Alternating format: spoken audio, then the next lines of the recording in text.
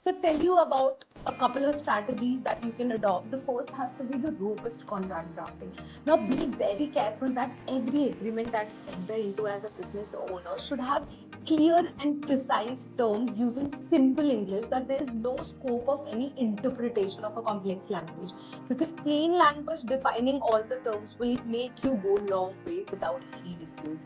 The second has to be the regular compliance audit. Now there's a thing called legal compliance audit, so make sure you get that done every quarter or at least biannually, because there's a lot of updation and change in the regulatory requirement of your business or your industry. So make sure that you are updated about the same.